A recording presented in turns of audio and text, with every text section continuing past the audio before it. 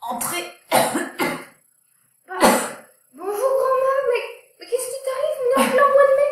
Qu'est-ce qu'il y a? T'es malade? J'ai voulu respecter le proverbe qui dit « En mai, fais ce qu'il te plaît. Bah quand même grand-mère, même moi je sais qu'on fait pas ce qu'on nous plaît tout le temps. » Et oui. Alors j'ai enlevé tous mes chandails. Et bah j'ai pris froid. J'ai un bon rhume. Attends, bouge pas grand-mère, je te fais un grand gros marin comme tu les aimes. Ah, merci beaucoup. Avec bien du miel, hein. Du miel. Oh là là. Tiens grand-mère, attention c'est bouillant. Oh là là.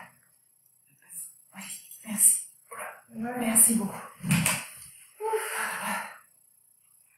Tu sais grand-mère, t'as regardé les vidéos de Notre-Dame-des-Neiges? Oh là, j'ai pas pu là. C'est vrai? J'étais tellement pas bien. Tu dois être très malade. Ah oui.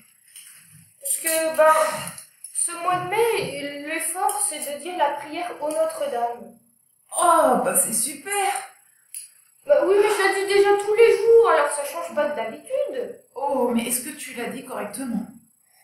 Bah, je la dis, quoi. Oui, tu mets tout ton cœur, tout ton amour pour notre maman du ciel. Et puis, tu sais, tu peux la dire plus d'une fois par jour, hein. On peut la dire chaque fois qu'on y pense.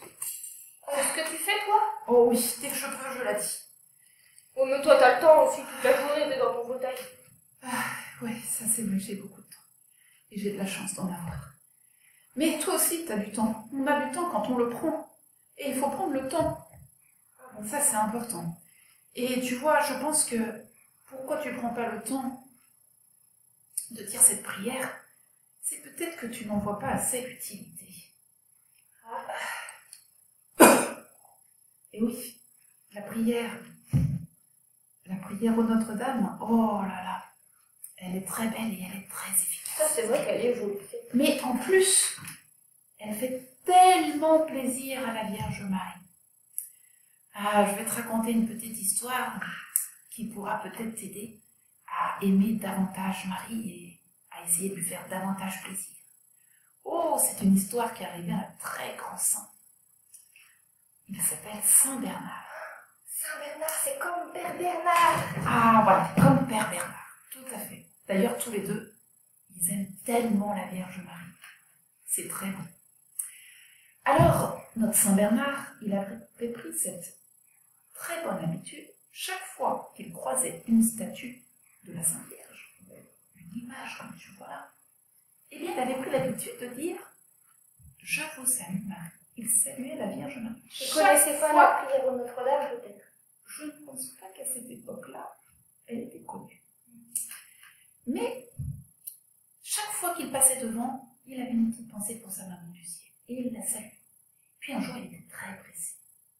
Tu sais ce qui s'est passé? J'ai oublié. Et oui, il est passé devant la statue sans rien lui dire. Et tu sais ce qu'a répondu la statue? Elle a répondu, la statue? Et oui. Elle lui a dit « Je vous salue Bernard ». C'est génial! Voilà. Et bien ça, c'est pour te montrer que la Sainte Vierge, elle est attentive.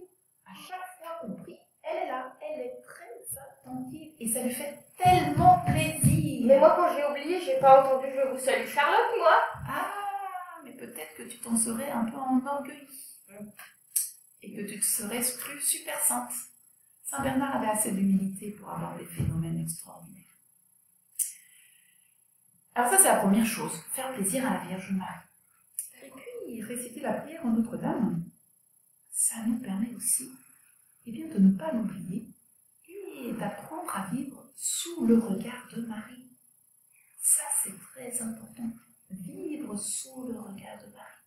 Ça veut dire quoi? Ça veut dire prendre conscience que la Vierge Marie nous regarde, qu'elle est attentive. C'est notre maman. Est-ce que tu crois qu'une maman, elle nous oublie comme ça? Ta maman, hein? Elle oublie jamais. Elle oublie jamais mon goûter. Ah, tu vois, et elle sait ce qui te fait plaisir.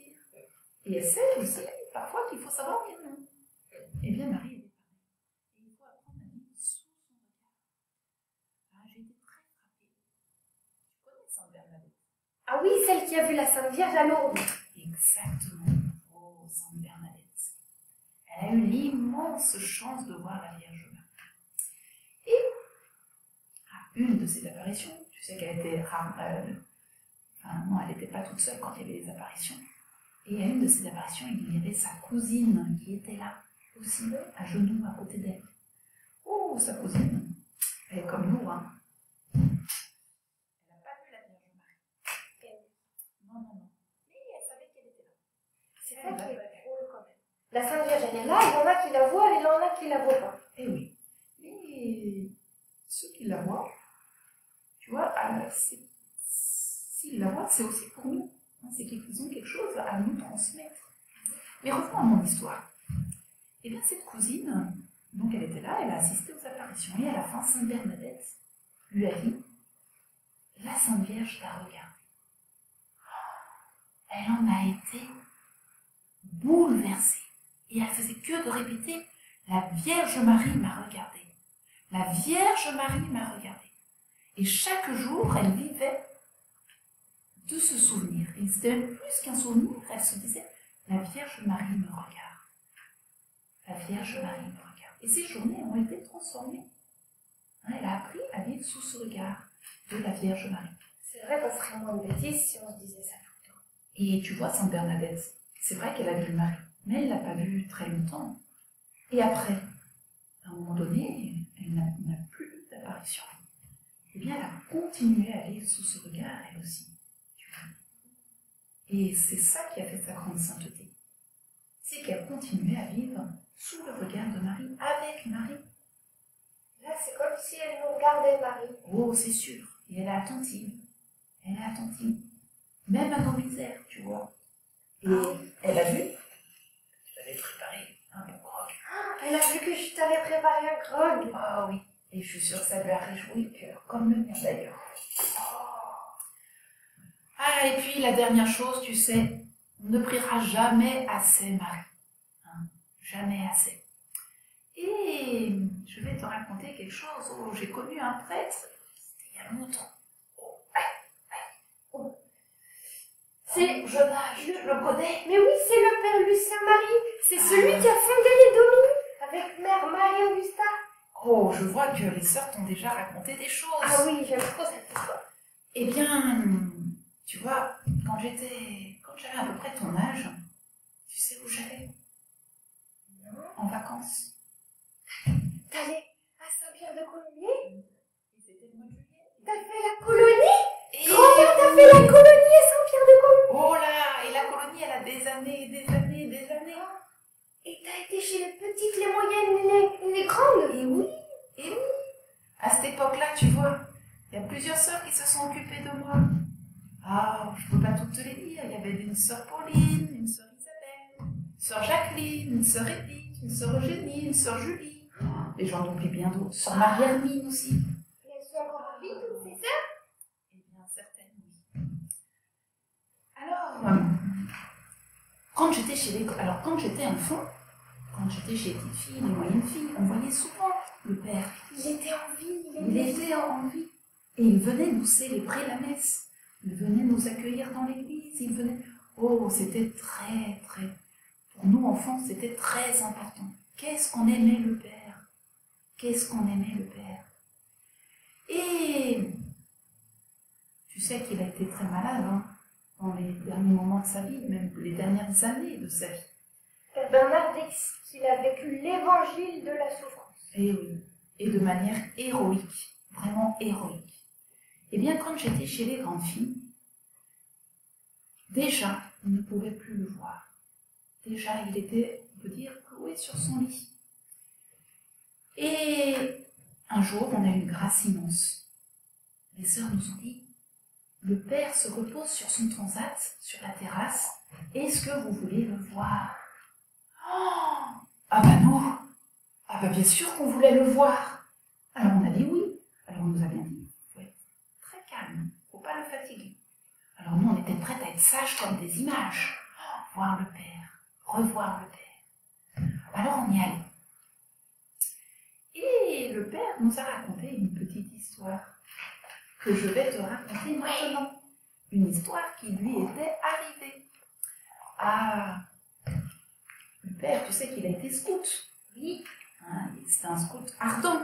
un scout qui voulait vraiment vivre le scoutisme et tout ce que demande le scoutisme. Et la sainte patronne des scouts, à ce moment-là, c'est qui c'était? Eh bien, c'était Notre-Dame-des-Neiges. Ah bon? Eh oui, c'était Notre-Dame-des-Neiges. Alors, le père aimait beaucoup, beaucoup, beaucoup Notre-Dame-des-Neiges. Et il est même allé au cirque de Gavarnie. Alors ça, est-ce que tu... Peut-être pas, non. Un cirque? Alors, non, c'est pas un cirque, c'est le lieu qui s'appelle comme cela. C'est vers Lourdes. C'est au-dessus de Lourdes, dans les montagnes. Et à ce moment-là, on avait érigé, on avait construit une statue qui ne ressemble pas à celle-là. Oh, c'est vrai que je n'ai pas pensé. Il aurait fallu que je te montre une image. Donc la statue avait été construite et le père est allé pour la bénédiction de cette statue. Et alors il nous a raconté, donc ça avait été très très beau hein, cette cérémonie. Mais après, qu'est-ce qu'il a fait? Il nous a raconté qu'il avait voulu aller toucher la neige qui était sur les sommets. Alors qu'est-ce qu'il a fait? Il est parti. Il est parti avec un autre scout, et puis il s'est mis à monter, monter, monter. Et puis il s'est retrouvé tout seul, parce qu'à un moment, ça devenait... Oui, t'oublies pas, toi. Alors ça devenait de plus en plus difficile. Mais le père, lui, s'est pas arrêté, il a continué à monter. Et le père nous disait qu'à un moment donné, eh bien, il n'arrivait plus ni à avancer, ni à reculer. Il était coincé. La pente était trop raide, il ne savait plus quoi faire. Et à ce moment-là, eh bien, il nous a dit, j'ai commencé à dégringoler. Et je me suis mis à crier, Notre-Dame-des-Neiges! Et son bâton de scout s'est coincé dans le creux d'un rocher. Et cela l'a retenu. Notre-Dame-des-Neiges lui a sauvé la vie? Et oui, il aurait pu, en tout cas, il aurait pu être gravement blessé, il aurait pu dévaler toute la pente. Et après, le père est descendu tant bien que mal jusqu'en bas, mais sa dévotion à Notre-Dame-des-Neiges n'a fait que grandir. Et c'est pour ça que tu vois, quand on allait le voir, le père ne nous a pas raconté n'importe quelle histoire.